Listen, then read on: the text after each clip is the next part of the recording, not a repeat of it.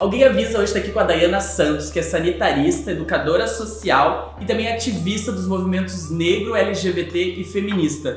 A gente conversou um pouco antes do vídeo começar para já dar um foco na nossa conversa. E uma das coisas que a gente percebeu que é importante da gente falar é o que não estamos falando quando o assunto é racismo, dentro da sigla, e principalmente esse racismo LGBT que está na sociedade, mas que não chega para as pessoas, que a gente não está falando sobre ele. Eu queria que tu me dissesse o que tu percebe nessa situação e o que tu acha que são movimentos que a gente pode começar a fazer e sobre o que a gente deve falar. A gente precisa, inicialmente, compreender que existe uma lacuna gigantesca entre pessoas negras e não negras. Ter essa compreensão, esse espaço que é um espaço de desigualdade e de desigualdade social. Quando eu falo isso, eu falo de dados reais de desemprego, dados reais de violência, da própria segurança pública, que a segurança para uns e para outros é mais medo do que segurança propriamente dita, é o oposto. A gente precisa entender isso, porque isso fala dos lugares que cada pessoa ocupa na sociedade. Se a gente não tem uma compreensão mais ampla disso, a gente tende a estar reforçando ainda esse estereótipo de culpabilizar determinados corpos, determinadas existências, ao invés de promover cuidado ou inclusão. E isso acontece no movimento. Isso vai acontecer na sociedade, o movimento está dentro desse espaço de sociedade, é óbvio que vai refletir ali. E tem uma grande diferença pelo fato de que, se a gente está falando de LGBTQIA+, enfim, pessoas que moram em comunidades, pessoas que são negras, esse espaço por si só, ele já tem uma outra configuração. Ele já tem uma outra configuração, que é uma configuração de falta.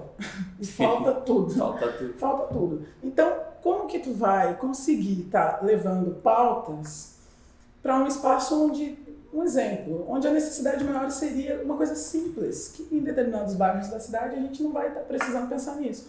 Seria uma questão de saneamento básico. Vamos pensar nisso. Ah, mas é que daí fica muito amplo. Beleza, então vamos falar de algo que é um pouco mais próximo da nossa realidade. O transporte público. O transporte público, a gente fala de mobilidade a gente fala de acesso, de lugares. Tem gente que não vem. Um bom exemplo são, a gente já tem falado há algum tempo, em outros lugares, da própria parada. Sim, ela acontece no meio da cidade, mas para vir de um lugar daqui tu gasta R$20 de ônibus, né? Que não existem esses R$20. Então né? A gente tem que falar de toda uma estrutura, de uma construção que é pautada em uma organização para algumas pessoas, e por mais que tenha, esse ano até teve uma organização que fez a descentralização, e eu acho isso ótimo, tem que pensar nas pessoas que não conseguem chegar até aqui. E não é só chegar, tipo, vai pagar R$20 só de ônibus, mas daí tu paga R$20 de ônibus e fica parado. Não, quer tomar um vinhozinho, quer tomar uma catuaba, quer se divertir. Isso é incluir. Quando a gente vai falar sobre essa inclusão, tem que falar sobre essa relação do que é, de fato, essencial para que essas pessoas elas venham fazer parte. Então, aí já começa essa diferença, porque a gente está falando de pessoas negras, em grande maioria, porque são aquelas pessoas que ocupam as periferias. Então, acho que é por aí que a gente tem que iniciar, ter esse olhar mais sensível e aberto para o debate. Sim. A gente tem que levar essas pautas até lá. Sofre muito mais a pessoa, seja lá o gay, ou a lésbica, o mesmo, transexual ou a travesti, que está nessa comunidade, que está nesse espaço. E quando eu digo sofre, por vezes pode não sofrer da comunidade essa violência, mas sofre com a ausência, com a anulação de meios para que ela possa sair dali. Claro. E quando falo isso, também tem uma coisa que eu acho que é importantíssimo a gente pensar. Porque tantas pessoas negras acabam não conseguindo concluir o ensino básico da educação, porque isso também fala, depois de um tempo, de toda uma estrutura que vai fazer com que ela tenha a possibilidade de ter acesso a outros lugares, né? Sim. E é naturalizado. Sim. A gente aceita é naturalizado, isso como... sabe? E daí a gente vai falar de campanhas, como a campanha do Jovem Negro Vivo, a cada 23 minutos o Jovem Negro morre. Cara, vamos fazer alguma coisa então para esse jovem não morrer. Sim. Não é falar sobre o problema, assim, da solução, né? Da solução. O que a gente, de fato, vai estar promovendo, qual a articulação que a gente vai fazer, com quem que a gente vai se unir, qual é o nosso papel real diante disso. Sim. E uma coisa que a gente estava falando, tu comentou antes da questão desses pequenos abusos que a gente sofre todos os dias, alguns não tão pequenos, né? E aí eu fico imaginando para essas pessoas que já vivem nessa situação, que não conseguem sair desse lugar, a dificuldade que é para ir para um lugar onde te dá essa ideia de não pertencimento, né? Então a campanha ela é de via dupla, né? De primeiro a gente levar esse debate, que é o que a gente está tentando fazer aqui, a internet facilita isso, de estender, mas também de descobrir como trazer essas pessoas, né? Como trazer essas pessoas para a parada, como incluir elas em outros eventos, assim, como descentralizar todas essas questões. Então é uma via de mão dupla que precisa acontecer, porque eu acho que a gente se prendeu muito num discurso de a gente é contra o racismo, mas e do contra para movimentos que vão mudar isso tem um caminho muito grande, assim. Ser contra é um caminho, mas não fazer nada é continuar sendo racista de alguma maneira, né? Ser contra, é isso que tu fala, ser contra é um caminho, mas como que vai criar estratégias reais para poder incluir? E quando fala da parada, a parada é um dos exemplos, mas eu me preocupo com outras coisas que são básicas e essenciais para a sobrevivência, e para a sobrevivência mesmo. Um bom exemplo é a relação do conhecimento, da informação que chega. Quando a gente fala da internet, eu acho que é um canal fantástico para que as pessoas elas tenham essa ligação, mas nem todo mundo sabe. E nem todo mundo tem acesso à internet. Um acesso de qualidade que tu possa colocar ali um vídeo e assistir um vídeo de 15, 10 minutos, nem todo mundo consegue fazer isso. E quando consegue, por vezes, não tem a compreensão, porque anterior a este vídeo, nunca teve contato. A gente pode, de novo, falo aqui de uma questão de educação, porque para mim isso é primordial. É primordial. A gente não tem educação sexual, por exemplo, nas escolas. E daí também vou falar de escola na comunidade, que agora está entrando em greve, que daí tem toda uma outra relação com uma desestrutura e que não é pensada. E volta pessoas negras.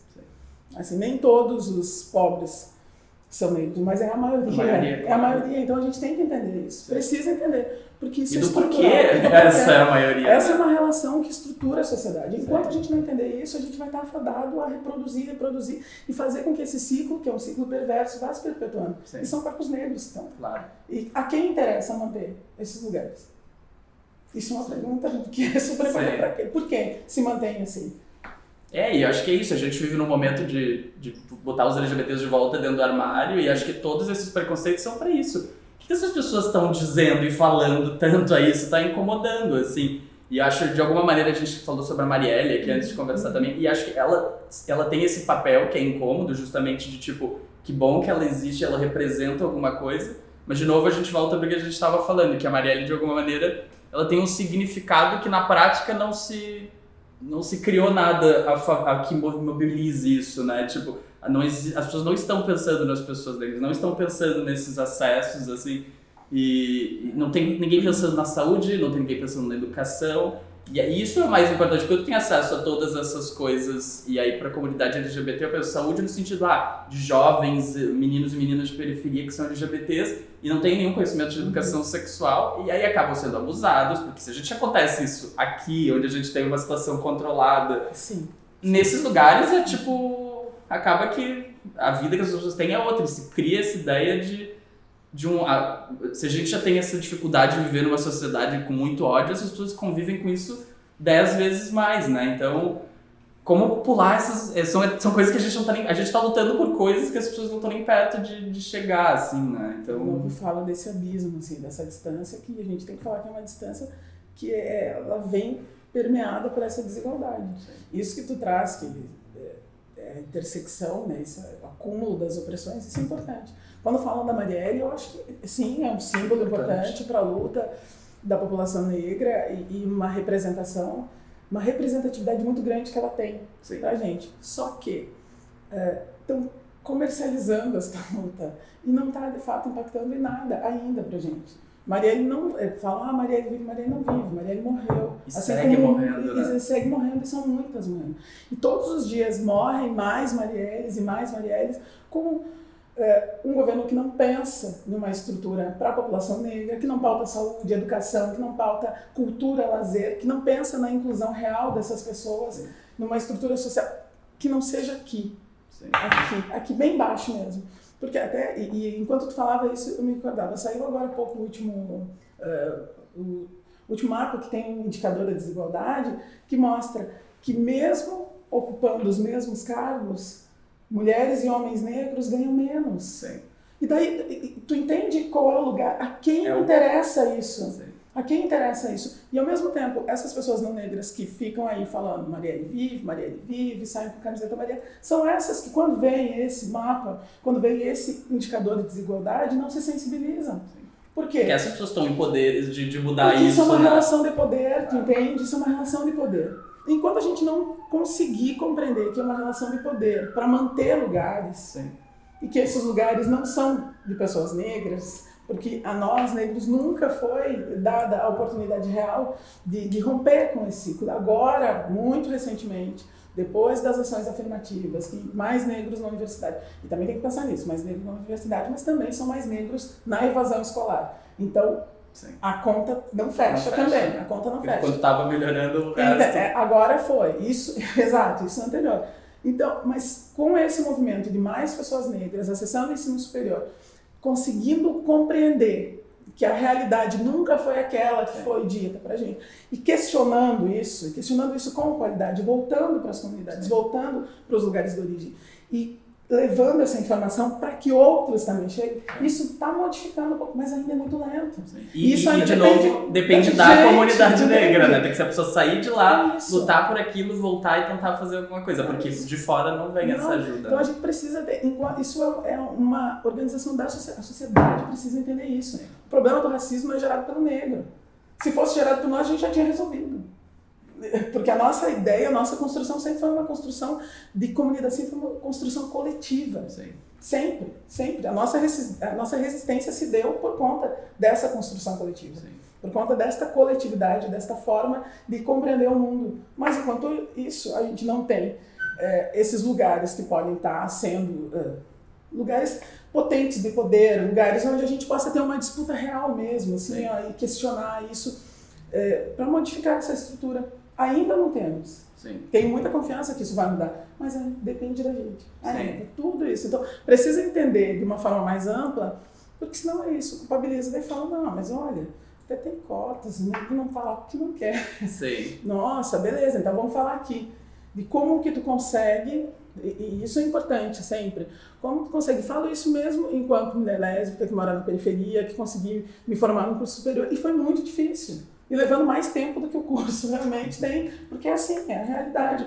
Trabalhando o dia todo, 40 horas, uma semana que é desumano, não tendo vida durante 5, quase 6 anos, por conta disso.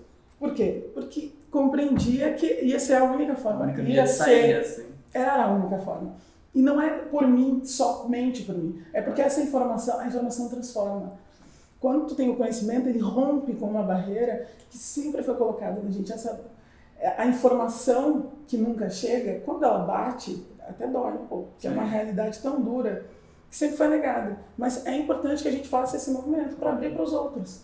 E é a nossa ideia. E quando eu digo nossa ideia, eu falo por mim e por muitas outras pessoas negras que eu vejo que fazem esse movimento. Com trabalhos em bibliotecas comunitárias, com trabalhos lindos de leitura, de informação, o próprio slam. Sim, o slam é maravilhoso. O próprio slam, sabe? Que são inclusivos. Que não questionam, porque a comunidade ela tem esse perfil de agregar. Sim. Mas daí, enquanto a gente faz esse movimento, o Estado se ausenta, se anula dessa responsabilidade e continua contabilizando somente a morte desses corpos, porque daí é o perfil do criminoso. Sim.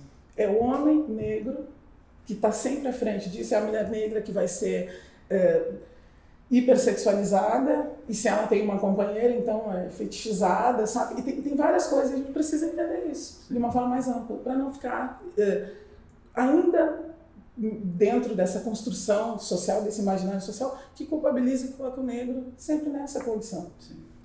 E acho que tem uma questão que eu tenho visto muito, assim, né? Eu procuro muita pauta de todos os variados assuntos, né? E quando tu vê alguém pautando a questão LGBT negra, assim, principalmente, que é a que eu tô buscando, não posso falar do resto, eu vejo que sempre tem alguém, e eu acho que essa, assim, pelo amor de Deus, as pessoas brancas, quando alguém diz algo pra vocês, ouçam e fiquem quietos. Porque é isso, se alguém está me dizendo que é assim que as coisas funcionam, que é assim que é na comunidade, que é assim que é a realidade, o que eu tenho que fazer é ler aquilo, é ouvir aquilo e parar, pensar, refletir. Não tô dizendo que as pessoas não devem ter diálogo, que não devem conversar sobre as coisas, mas tem essa defesa de, mas eu não.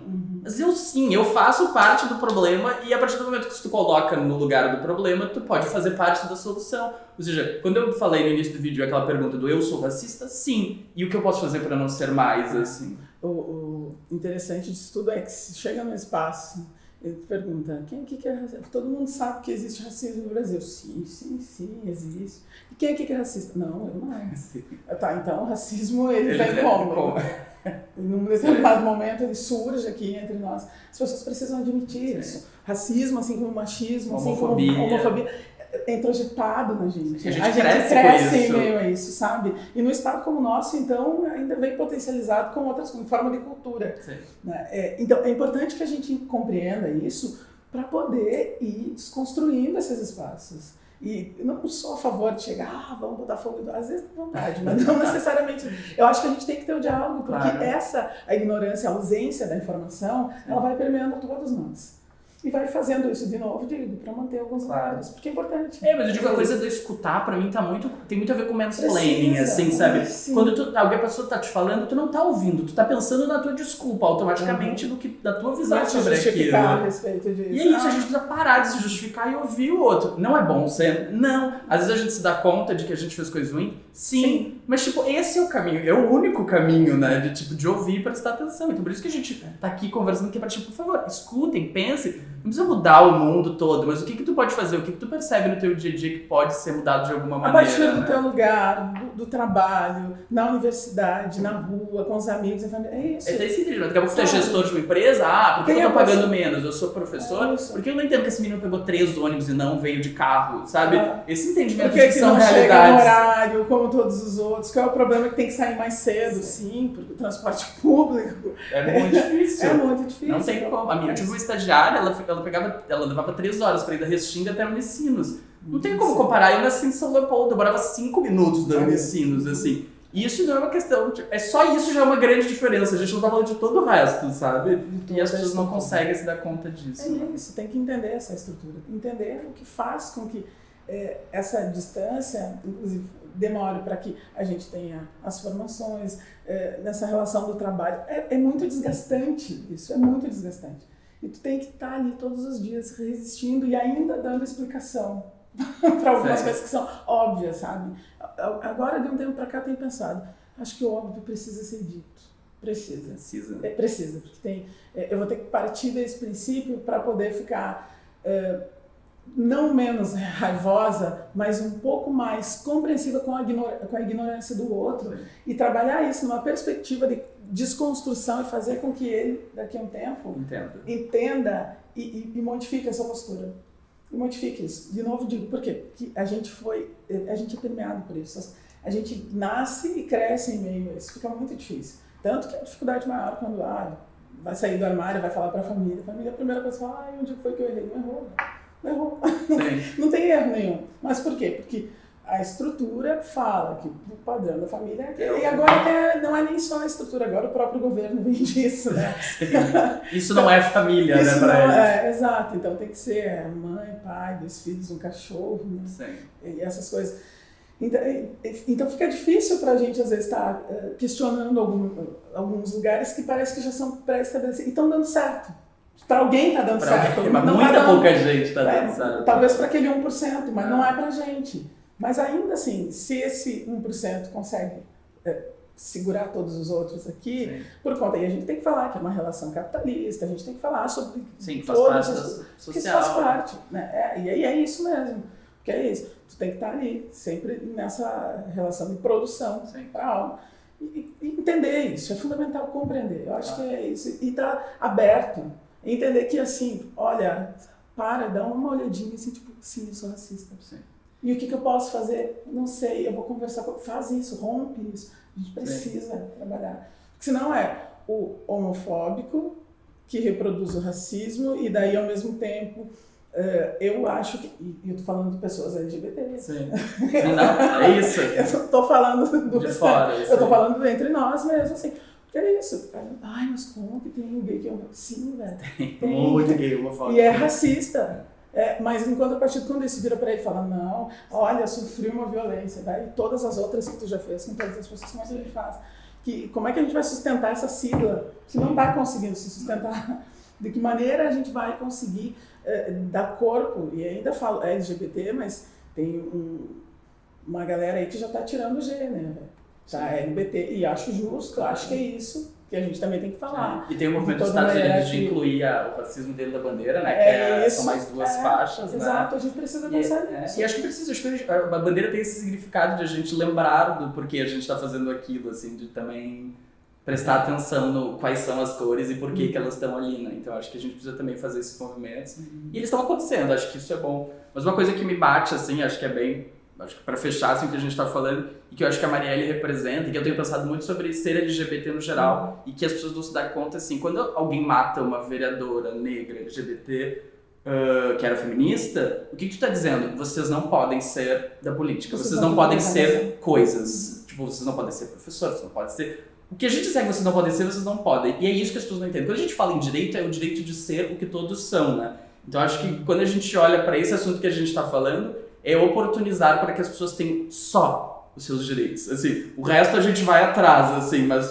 quando a gente fala de direito, de novo, volta saúde, educação, acesso à informação, todas essas coisas. A gente tendo isso e começando a pensar que esse deve ser o caminho para encontrar as coisas. Garantir isso, né? Garantir, porque é isso, essa distância que a gente fala afasta desses direitos. Quando fala, mata a Marielle e fala, vocês não podem ser isso, todos os dias o Estado mata um pouco essa população negra. Quando delimita essa relação do acesso, quando diz quais os lugares que ela pode ir, quando vende, um exemplo que a gente já falou aqui, vende a cota, mas a evasão escolar continua sendo de uma maioria negra. Quando a gente vê que o desemprego continua sendo uma maioria negra, e essa maioria negra aí, em meio a isso também, estamos nós, LGBTs.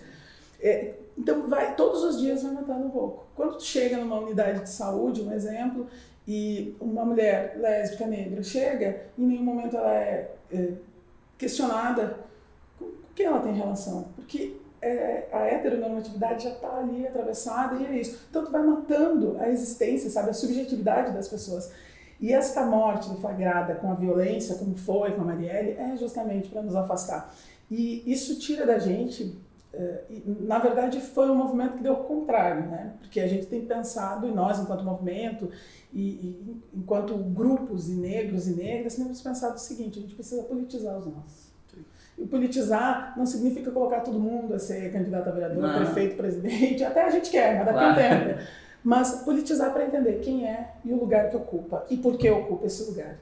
Porque a partir do momento que tu sabe o lugar que tu ocupa, sabe quem tu é dentro dessa sociedade racista, estruturada em cima do sangue do povo negro, e que nunca, são 131 anos de pós-abolição, que não se pensa em contar uma história real sobre isso e dá-se aí nas escolas e todo o movimento que a gente o tempo todo ficou ouvindo, que tem toda uma invisibilização. Se a gente não sabe quem é e onde está, não está politizado, compreendendo essa realidade, a gente aceita isso que vem. E a ideia não é essa. A gente precisa saber. Precisa saber quem somos e toda a força que a gente tem. A nossa potência enquanto sociedade, porque nós somos a maioria. Sim. E aí entra uma coisa que é super importante: 54% de uma população. 54% de uma população. Invisibilizada. Invisibilizada. A quem interessa isso? Por que matam a Marielle? E por que matam tantos outros? E por que matam, e por que ninguém se mobiliza em prol disso? Mas estou falando de uma mobilização real, não só da gente fazer um ato, e acho que é importante um ato, mas estou falando de algo mais profundo. Vamos começar a mudar assim, um dos lugares onde a gente ocupa. O que tu pode fazer onde tu tá? Compreender que a menina demora 3 horas para chegar lá é uma das formas, porque assim, se ela tiver um atraso, se ela precisar de alguma coisa, tu vai entender, putz, mas é difícil mesmo, né? Olha de onde ela vem, olha todo o caminho, toda a realidade é outra, sabe? Então fazer isso, mas precisa ser real. Isso vai ter que ser um pouco mais visceral, assim, numa construção pensada para modificar essa estrutura. Porque em algum momento a gente está falando de negros. Mas quando a gente fala de manutenção do poder, logo vai chegar, sabe quem? Chega nós, negros ou não negros, mas que são brancos e LGBTs. Alguns com uma passibilidade que vão se valer disso para poder fugir desta violência, dessa violação do direito, mas em grande maioria a gente é que sofre. E as mulheres ainda mais em meio a tudo isso. Então é importante, a gente precisa ter não só um discurso, mas uma presença, sabe, uma ação nesses lugares. Precisa fazer isso. Caso contrário, não vai adiantar nada. Nada, absolutamente nada. Porque a gente reproduz aquilo que a gente acha que está combatendo. Sim. E com muito sucesso. Tanto que está dando certo. Sim. Tem dado muito certo. Eu acho que é por aí, assim, desconstruir, e essa luta tem que ser uma perspectiva antirracista. Sim. Antirracista para todos, nas ações cotidianas. Para a gente ter um impacto real nisso. E ocupar os espaços de poder, tem que se jogar mesmo, não tem que ter medo. Buscar informação, buscar pessoas que possam estar auxiliando.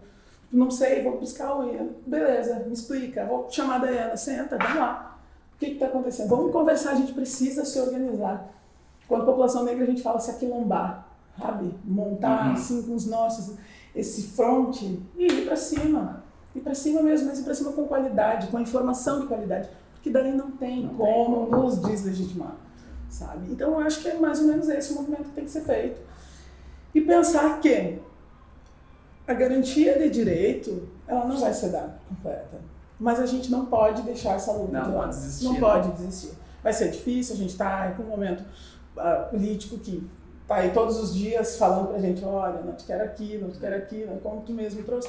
Mas, independente disso, acho que é essencial que a gente incorpore essa pauta e coloque isso no dia a dia, no cotidiano. É isso. E vamos colocar, gente, vamos continuar falando sobre esse assunto, vamos de repente trazer a Dayana mais vezes aqui, trazer mais assuntos, trazer outras pessoas, conversar sobre isso. Então, quem quiser também, acho que quando a gente abre esse espaço, a internet tem as suas limitações, mas acho que é importante quem tiver comentários, quem tiver perguntas, a gente pode tentar depois responder pela Dayana, criar esse caminho, a gente pode pensar em outras maneiras de transformar esse diálogo em algo mais real, tentar levar esse papo para algum lugar, qualquer hora dessas, a gente já fez esse bate-papo em alguns lugares na rua e a gente tentar descentralizar, que foi a nossa conversa, né? E então eu peço para vocês comentem aqui embaixo o que acharam, curtam, procuram a Dayana nas redes sociais e vamos falar sobre esse assunto. Acho que essa é a grande questão que a gente falou hoje. A gente precisa continuar falando sobre racismo até que a gente consiga se livrar dele, assim. Falar sobre as coisas é a melhor maneira de lidar com elas, né? Assim segue, estou à disposição, acho que é isso. E a gente sempre termina pedindo para a pessoa dizer alguém avisa que. E aí pode ser alguém avisa que eu vou ser feliz, alguém avisa que não dá mais, alguém avisa que. Aí pode ser um recado. Alguém avisa que essa estrutura está com os dias contados, porque a gente vai romper ela, essa estrutura do sistema, e vamos botar um C antes disso tudo, que é para poder entender bem do que a gente está falando. Muito obrigado.